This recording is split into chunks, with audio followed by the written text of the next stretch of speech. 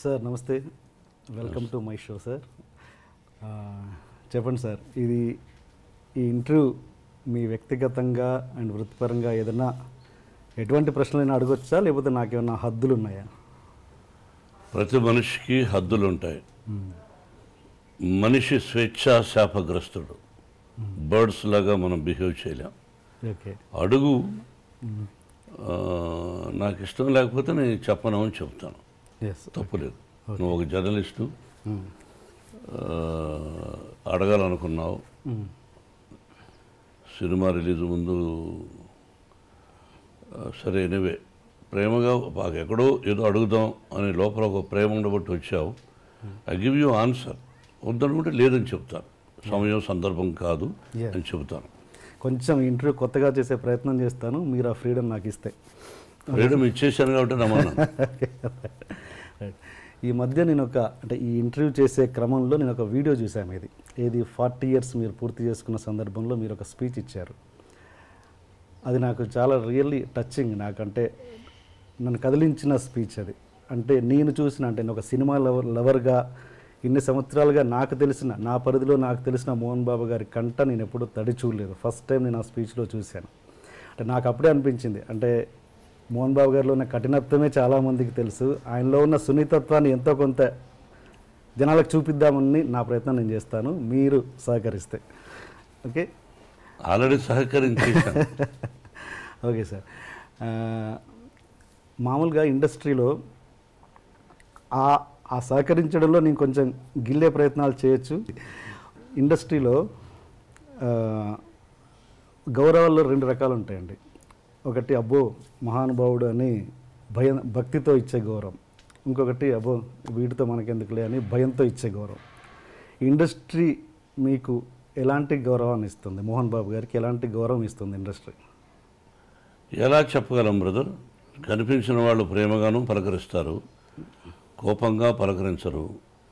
ఆ కోపం వెనక ప్రేమగా చాలామంది నవ్వుతూ ఉంటారు.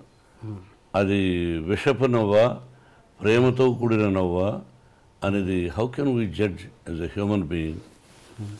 నేను ఎవరికి చెడు చేయలే, మనసా వాచ చెడు చేయలే. నా సినిమా పరిశ్రమ కళామ తల్లి. నేను నిర్మాతగా నా నటీనటులు నా సినిమాలో చేసేవాళ్ళు ఏమన్నా ఆలస్యంగా వచ్చి కోప్పడ్డాలు జరుగుతాయి. దానికి బ్యాడ్ ప్రాపగండా ఎక్కువ చేశారు. అయ్యో మోహన్ బాబుతో ఎందుకు అనేది కూడా, తోటి హీరోలు అనుకుంటే కూడా నాకంటే తక్కువ స్థాయి, అంటే ఆలస్యంగా, అంటే లేటుగా వచ్చినటువంటి హీరోలు నాతో సరిసమానంగా ఒక ముందు వెనక అటు ఇటు, నాకంటే ముందు వచ్చిన హీరోలు ఎవరూ చెప్పలేదు. కానీ నా తర్వాత ఇండస్ట్రీకి వచ్చిన కొంతమంది హీరోలు పండుగట్టుకొని వాళ్ళ గ్రూపులో కొంతమంది నన్ను గురించి బ్యాడ్ ప్రాపగండా చేశారు.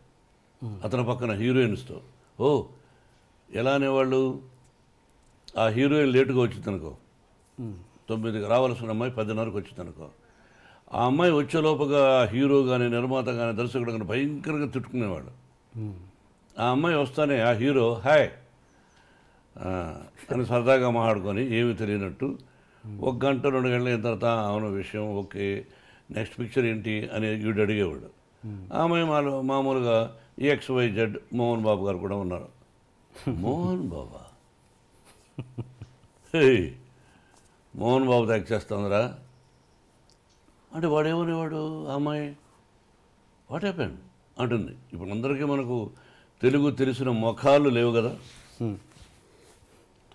అందరూ అడుక్కు తింటున్నారు కదా.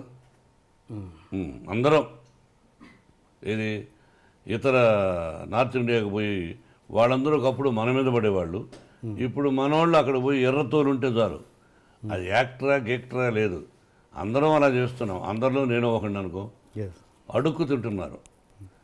వాళ్ళు అక్కడ ఉండే స్థానం, వాళ్ళ ఇళ్ళు కొంతమంది చూస్తే వారం రోజులు భోంచేయం వాళ్ళు ఉండే ఫ్లాట్స్. వాళ్ళకి ఇక్కడ మన నిర్మాతలు వస్తానే అక్కడి నుంచే స్పెషల్ ఫ్లైట్, అదే బిజినెస్ క్లాస్, 5 మంది 6 మంది ప్రయాణం ఒప్పుకుంటాడు. వీడు ఇక్కడికి వస్తాడు, 5 స్టార్ హోటల్, అందులో స్వీట్ రూమ్ అంటారు. ఇవన్నీ అలవాటు చేసింది ఎవర్రా అంటే నిర్మాతలు, వాళ్ళతో పాటు దర్శకులు కొంతమంది. ఆ దీనిలో ప్రక్రియలో అప్పుడు ఆటోమేటిక్గా హీరోయిన్ ఏమనుకుంటుంది, ఏం అడుగుతుంది, చెప్పాయా అనేవాడు. ఏం లేదు, ఇక్కడ 10:30కి వచ్చినా మేము ఒప్పుకున్నాము, రేపు అక్కడ పో తెలుస్తుంది. ఏం వాట్ నన్ను ఈజ్ అ గుడ్ మ్యానా బ్యాడ్ మ్యానా I won't tell, you go tomorrow ఆయన బ్యానర్ కదా తెలుస్తుంది. ఆ అమ్మాయి ఇచ్చిన డేట్స్ని ఎగ్గొట్టినటువంటి కొంతమంది, అయ్యో నాకు భయంగా ఉంది వద్దని, కొంతమంది ఇండస్ట్రీ పాడైపోయింది బ్రదర్. ఎవరి వల్ల? సెక్రటరీస్. ఆ సెక్రటరీ అనేవాడు ఎక్కువ శాతం బ్రోకర్లు, ఎక్కువ శాతం బ్రోకర్లు. మా గురువుగారు కూడా అనేవాడు, వాళ్ళ వల్లనే వాళ్ళు ఉన్నవి లేనివి, లేనివి ఉన్నవి ఆ లేడీ ఆర్టిస్ట్కి చెప్పి ఆ అమ్మాయిని కన్ఫ్యూజ్ చేసి చేస్తారు. వాడిని కూడా పిలిపించి ఆఫీస్కు వాడికి ఎక్స్ట్రాగా డబ్బులు ఇచ్చే నిర్మాతలు ఉన్నారు. ఆ విధంగా పాడైపోయి అలా భయపెట్టేశారు హీరోయిన్ని. అలా ఇట్లా బేడపరపకుండా తీసుకొచ్చిన వాళ్ళు ఎవరో కాదు. మన ఇంట్లో దొంగతనం ఎవరు చేస్తారు? ఇంట్లో తెలిసిన వాళ్ళే. ఇప్పుడు నేను జలపల్లిలో ఉన్నాను, సిటీలో నుంచి ఒకరోజు దొంగతనం చేస్తాడా?